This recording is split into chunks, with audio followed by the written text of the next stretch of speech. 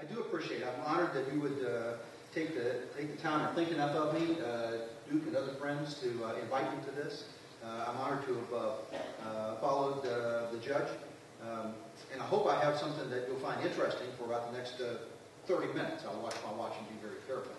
I will tell you, it seems to be have become my role to be the cold water guy.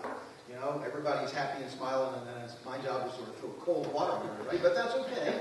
That stimulates thinking. So that stimulates thinking. Here's what I'd like to do today.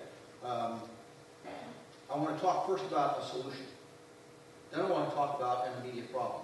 Then I want to spend actually most of my time talking about the context, because I feel we missed that.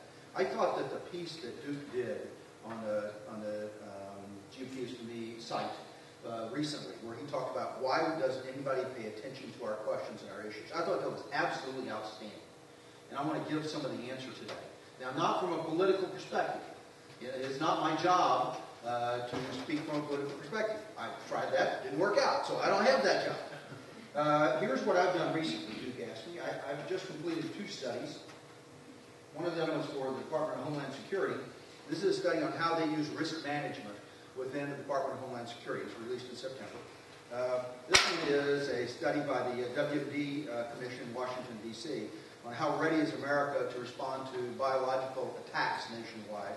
And this month I have a book being released on Homeland Security and business, how business stays in place, how they continue, there we go, how they move forward, that's almost too loud, in time of crisis. Now look, I'm not an expert on any of those things. I'm no expert on bio issues.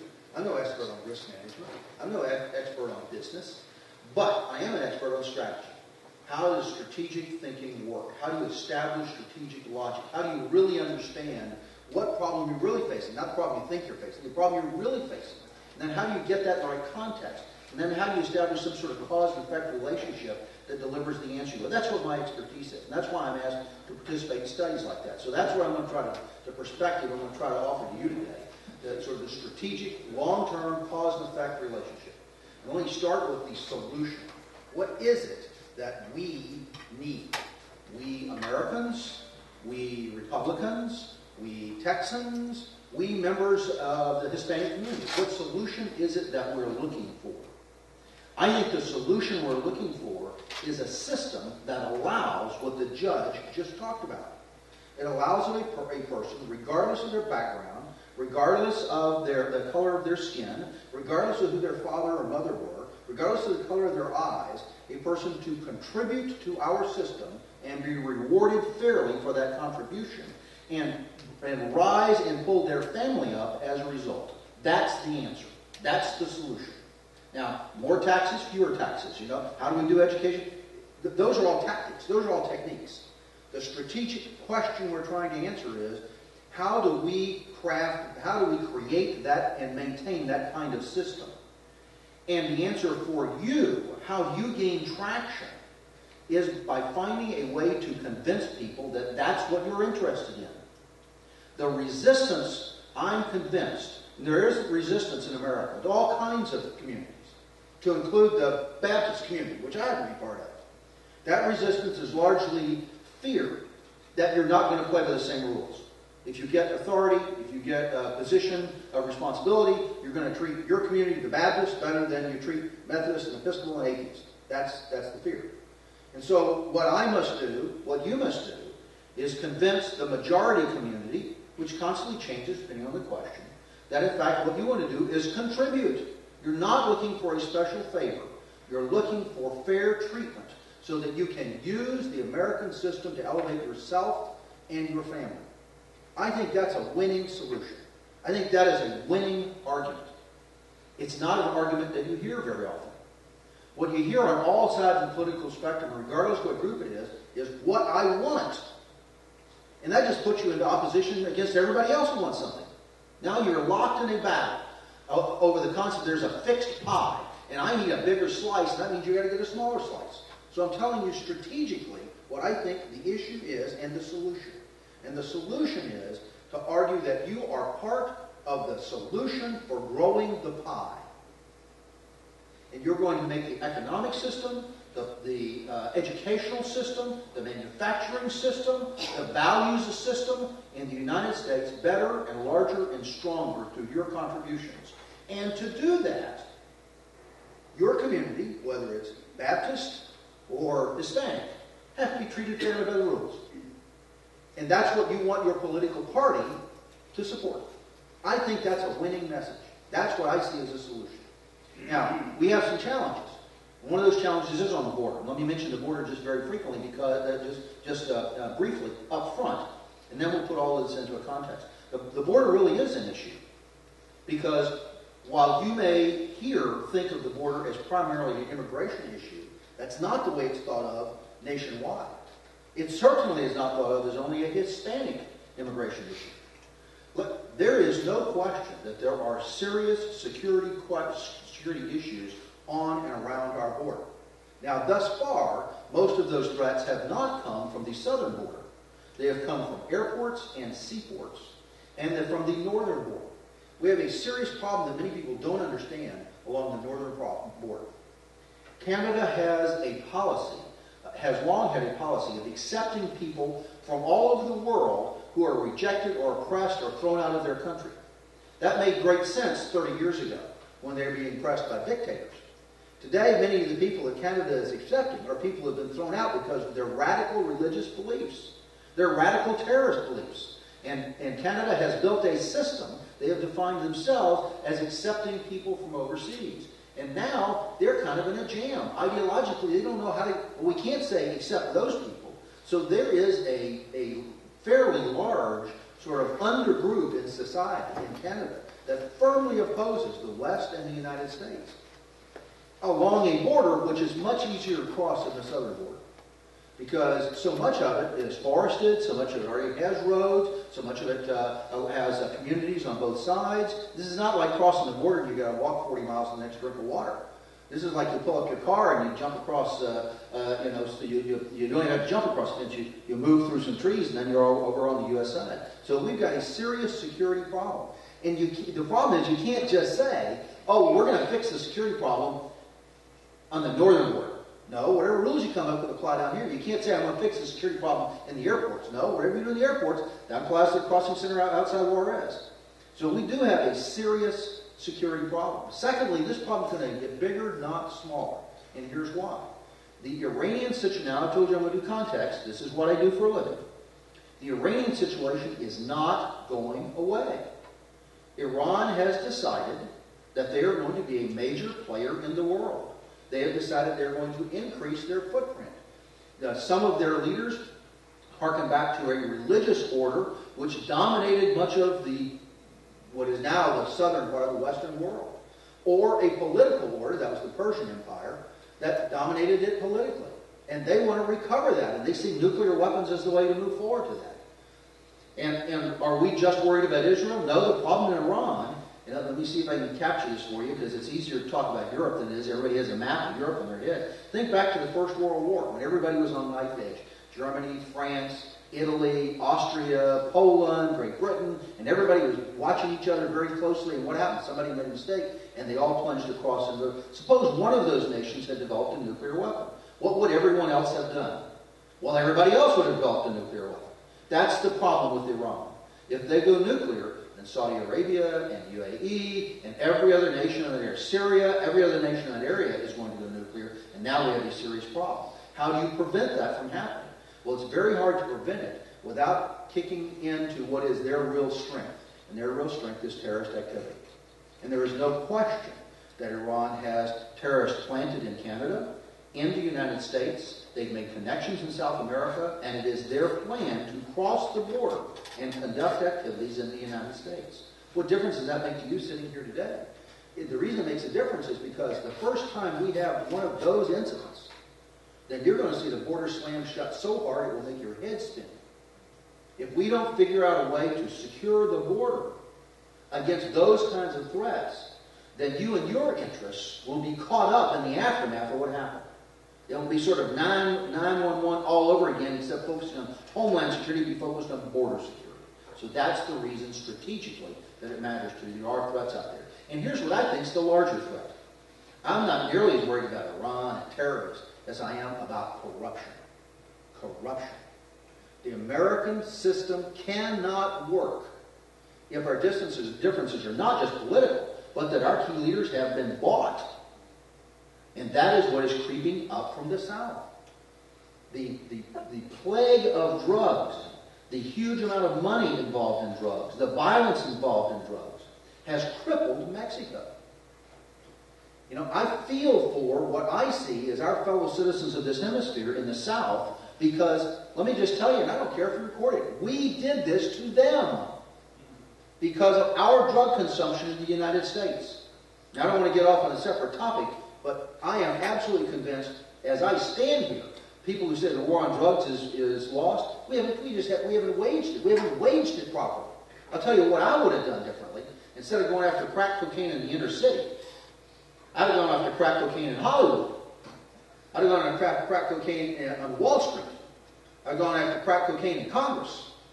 If we had pursued drug use at the upper end of our society instead of the lower end of society, the guy doing the perk walk used to be wearing $3,000 suits and are now wearing orange jumpsuits. It would have made a difference to the way our children think about drugs. But we chose not to do that. And as a result of our approaches, we have cast this problem on Mexico to the south. But whatever the reason, and whoever gets the finger pointing, the truth is that a large part of the Mexican government from the bottom to the top is thoroughly corrupted because of the enormous amount of money. And it's not just somebody's taking a payoff. This is what families do for a living. Mom packs the lunch for the teenagers running the drugs. And the 9-year-old acting as a lookout. And the 40-year-old who's part of the organization. It's what they do for a living. The way some of our people run cattle. And so I am concerned about the influence of that money moving north. It's already here. Last week, a police officer in Houston, Texas, was convicted of using his police cruiser to escort drugs through Houston. There are 2 sheriffs in Starr County, Texas, in federal pen for taking money from the cartels. There are cities along the border that are owned by the cartels. It is the money that is the danger, corrupting our system. And so I offer those to you as a solution and as a problem. You notice I said nothing about illegal immigration. That is an issue, but that's a separate issue. Now, the problem is it's being caught together, it's being conflated as all one issue. Because I don't know how to catch the guys carrying marijuana, but not also focus on illegal immigration. I don't know how to do that. Why is the violence so great in Mexico? If you pull out a map and look at Mexico and see where the violence is taking place, it is not scattered around the central part of Mexico. It's not in most of the country. It's not equally distributed. It is focused on those areas that are gateways into or out of Mexico. It is not Acapulco because it comes in by sea to Acapulco. It is along certain parts of the Texas and New Mexico and Arizona border because those are the parts where it's easiest to cross. You know, I spent 30 years in the military, and we called this intelligence preparation of the battlefield. Look at the map and see where the enemy's going to come from. Is he going to climb Mount Everest, or is he going to come through the valley? He's going to come through the valley. If you do intelligence preparation of the battlefield, then some places are easier to cross than other places. That's where the violence is. They are fighting over the avenues into the U.S. If they are willing to put this amount of time and money and violence into those avenues, here's what it tells me. They're getting across. They wouldn't spend that money if it weren't working. So how could they possibly be getting across those areas? And I'm going to suggest to you that, A, yes, we're too thin, and we may want to raise, but secondly, I'm suggesting to you they've got some intelligence on what's going on in those areas. They have better intelligence than we have. And that's tied to money. So we have got a serious money problem, a serious corruption problem, and it wraps up the immigration problem. When the drugs cross the border, where do they go? Go look up the annual reports by the Drug Enforcement Agency and the FBI and see what they say in their annual reports about drug movement within the United States. Now, last year they didn't publish it because our president was hosting the Mexican president at the time the report was supposed to go out, and it was considered so embarrassing that our president simply pulled it. But if you look at the reports, here's the network. It runs right to every city and town in the United States, down our highways, and it runs right to every illegal immigrant community. Because those communities are controlled by gangs. It's not the illegal immigrants that are the problem. It's simply that you can move in next door to 4 or 5 houses of illegal immigrants and set up your gang distribution center, and nobody's calling the cops because they can't afford to. So that's the reason that what should be 2 entirely different issues, immigration, legal or illegal, and the crossing of our border for corruption purposes, drug purposes, or terrorist purposes, that's the reason these 2 issues come together. And why, if we don't find positive solutions to them, then when eventually bad things happens and the door slams, it is going to slam on everybody. So that's my message to you about, is there a solution? Yes. Is there what is the context in which that solution is being worked out? Why won't they focus on the immigration problem? Because there are other issues that in some respects, from a security perspective at least, are larger. And you're going to have to find a message that addresses that issue. A message that says, we want to help people become America. The judge is absolutely right on what makes America different. There is, whoever you are and wherever you came from, let me tell you the one thing you cannot do. One thing you cannot do. You cannot become Chinese. You can't do it. I don't care how long you live in China. I don't care if your kids are born there. You cannot become Chinese because China is defined by the Chinese culture. You cannot become Japanese because Japan is defined by the Japanese culture. You cannot become German. And this is a problem they're working with right now because they have many immigrants. You can't do it. But you can become an American by adopting the values, by adopting the behavior, by adopting the educational approach that the judge has talked about. That's when you hear this term American exceptionalism, that to my mind is what constitutes American exceptionalism. You can come here from somewhere else.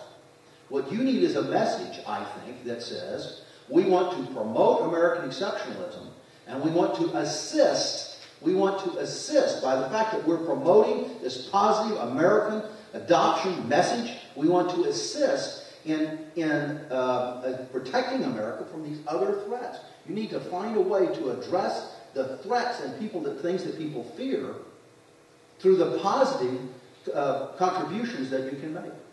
Now let me take just about 10 minutes to put this all in a different context. And that is, forget for a minute about the border. Forget for a minute about the issues of Hispanic community.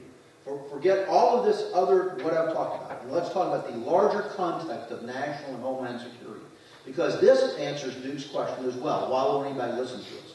Because the other issues outside are drowning us.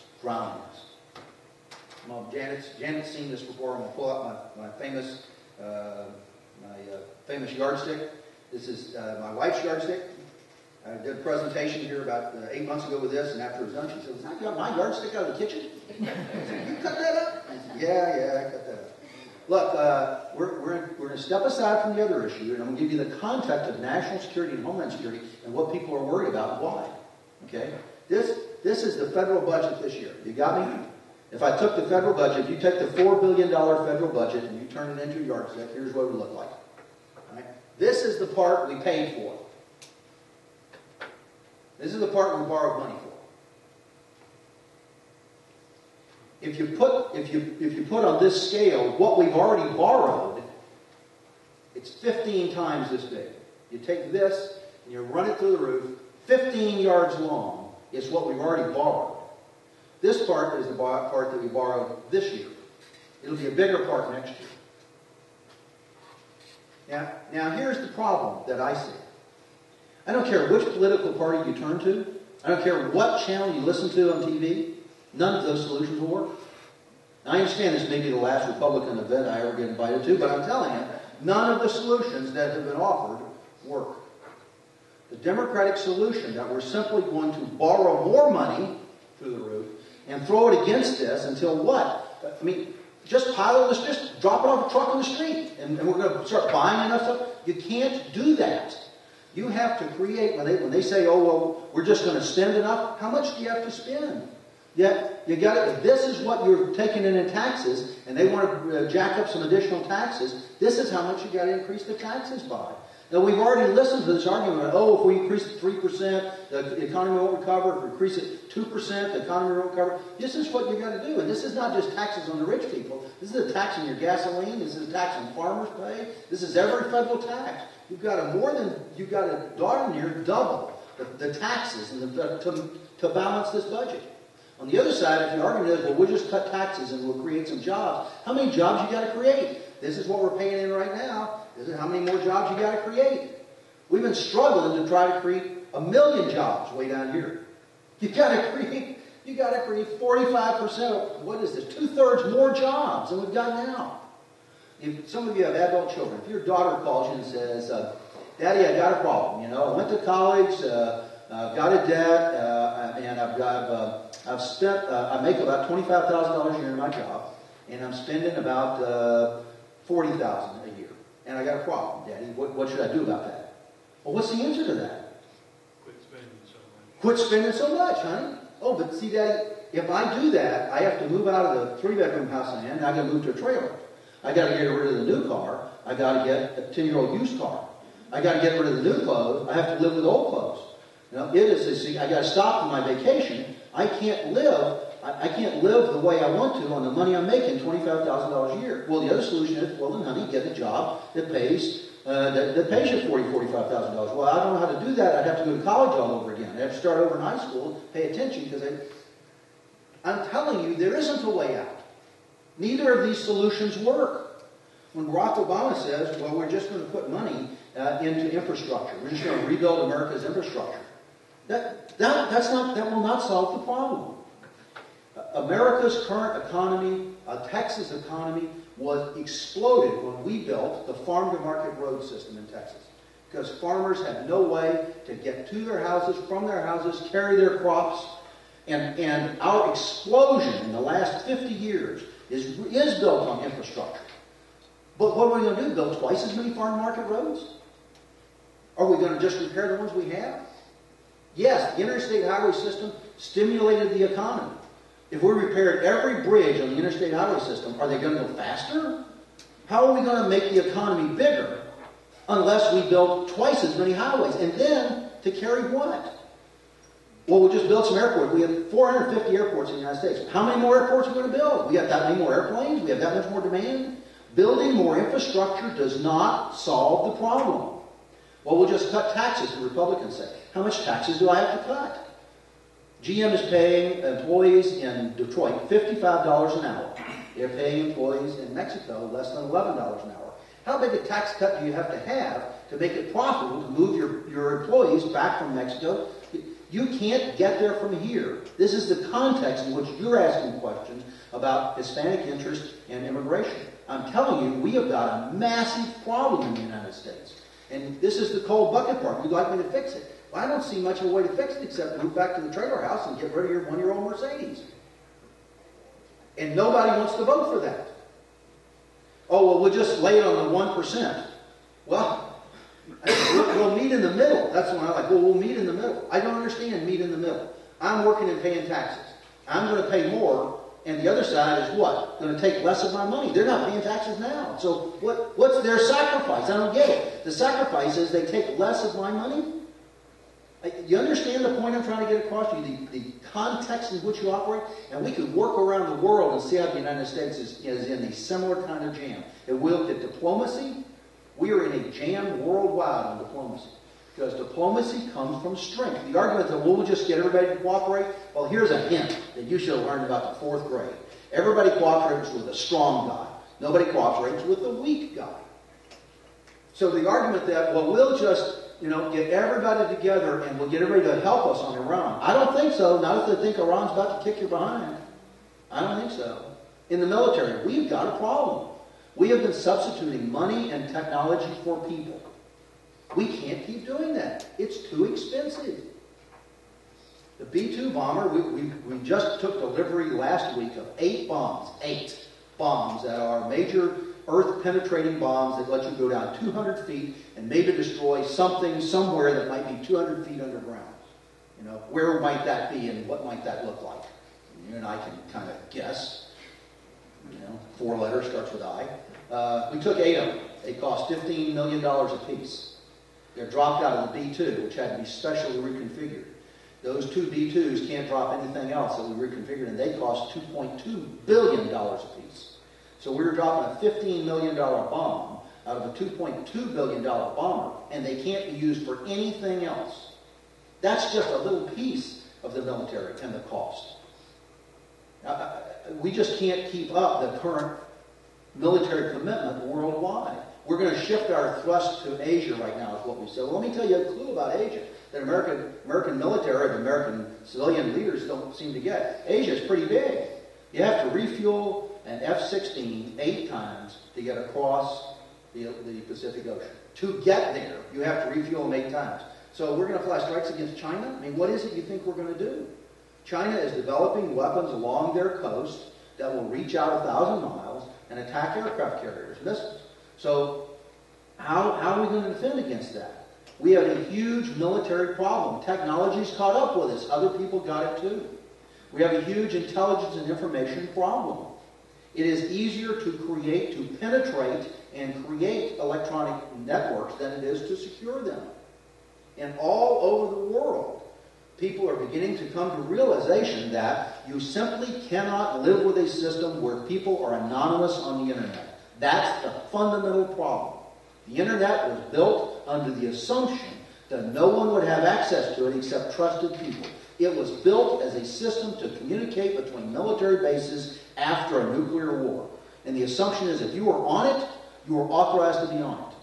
And now we've got a system where anybody can log on, pretend to be anybody, say anything. This can't last. We can't do this. You know, it's a surprise to you that people are abusive on the internet when they're anonymous. The first internet crime I ever saw was in the early 1990s.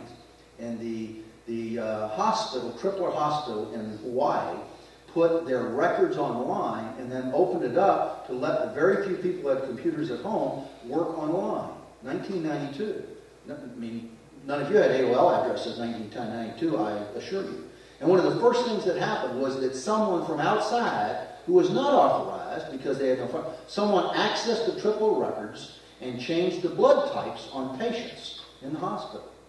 Where's the profit in that? There's no profit. It's just destructive. People are mean. And until we change the system so that you have to identify who you are on the internet, we're going to have a major problem. That's not going to happen for a long time.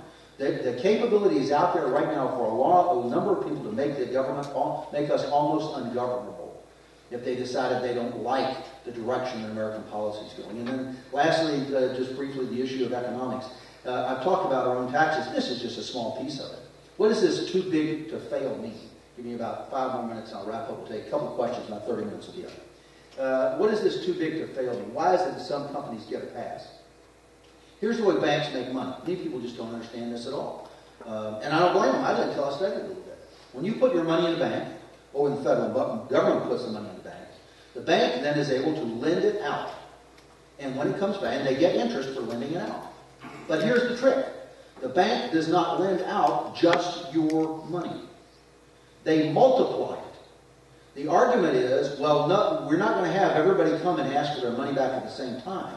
So depending on the rules in place, the bank may be allowed to lend out 10 times as much money as you actually put in. If you put $1 in a bank, they lend out $10 under the assumption that everybody's not going to come at the same time and say, give me my $1. The big changes recently that caused this big bubble was we reduced the amount of money, the cash they had to keep on hand. So they didn't have to keep 10%. Some went down to 5 or 2. Well, when things turn bad, if they've made bad investments, houses, businesses, or anything else, suddenly they owe a huge amount of money, and they only have this much in the bank because they were allowed to leverage it for that. Well, that's what's meant by too big to fail. If that bank fails and the federal government doesn't back them up, everybody loses their money who put their money in that bank. And that's what's happening Europe-wide. Europe-wide. To make more money, France and Germany bought Italian bonds. Why would they buy Italian bonds? They're risky. Yes, they have more interest. But if they collapse and can't be paid off, France didn't just buy it with money in the bank, they multiplied it. They owe more money than they have. Germany would, if the bonds collapse, Germany would owe more money than it had. So in this world environment that I've tried to describe to you, diplomatic problems, military problems, intelligence and information problems, problems of the corruption that I talked to you about, problems of threats along the border, and finally these economic problems where the structures of lending and ownership of banks, your bank accounts literally can go away. And all those problems, you're asking, why won't they pay attention to our issues? Because they've got a lot of other things on their mind. And rightly so. So what can I offer you as a solution beyond a bucket of water? Let me close the way I started. I would suggest to you as a strategist that, first of all, you got to clarify your message. The Tea Party's success was that they had 3 things to talk about. They didn't have 5 things. They didn't have 11 things. They didn't say, well, I want to talk about abortion. Let me talk about this. I want to add that. I'm going to add about this. They had 3 things to talk about. And they talked about them every time. You did a great stretch today, I think, and began to clarify your list. What is it you want to talk about? You can't solve every problem. And then in that list, craft your message in a way that offers solutions and doesn't make you one more supplicant. Satisfy us too. And how do you base that solution? I think you base it on the historic contribution of your community, and the judge is a great example, the historic contribution of your community to this nation and the American way of life. So that's my bucket of cold water with a little glimmer of hope there toward the end. What can you do about this? I do think you can do something about this, because what the American people, everyone want, is solutions. Not one more problem, not one more challenge, not one more difficulty, not one more thing to keep me awake at night. Somebody that steps forward and says, I have some solutions here that will serve us all. That's my recommendation to you. Think in those terms. Thank you very much for your time.